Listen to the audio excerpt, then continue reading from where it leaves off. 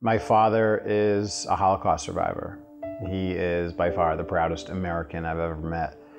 He was rescued by American soldiers from Dachau concentration camp. He was in 5 years, 10 camps. You know, our dad almost starved to death. His back was broken by a Nazi guard for stealing a potato. And he came to America as an orphan in search of opportunity, and he found it. For 40 years, he was a street worker on the streets of Boston, helping families, helping people, pouring his broken life into the lives of other broken people. And I went with him as a kid. I still remember, being in D Street housing projects, meeting people my age, kids my age. For the kid in South Boston, who grew up with nothing, or for the kid, in Mattapan or in Columbia Point, who grew up with nothing, my dad could talk to them. He could say, you live in a country that's free. You live in a place where there's opportunity. And that's what I grew up with.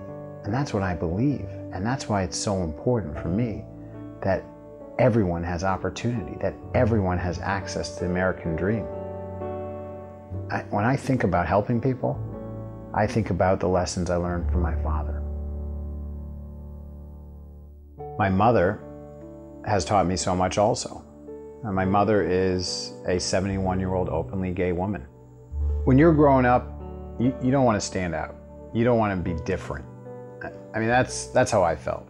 And so it was bad enough that my parents were divorced. When I figured out that my mother was gay, I mean, that was tough. And it was tough mostly because of the reaction you were going to get from other people. I had kids coming up to me in school before my mother even said anything to me about being gay, telling me my mother was gay, and in the worst way possible. And you're just, it was tough. It was hard. But I'll tell you, it's to this day why I believe so strongly in anti-bullying programs. I know the importance of opportunity, equality, but I want to live in a city that thinks that way too, and I'm so glad I do.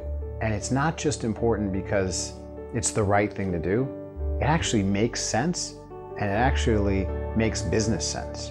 We should be the place that companies want to settle and that our workforce wants to come to, because we're such an open environment. We're such a enlightened community, and I'm proud of that. And I'm proud to continue that, and I'm proud to use that as a strength moving forward, and use that as a competitive advantage moving forward.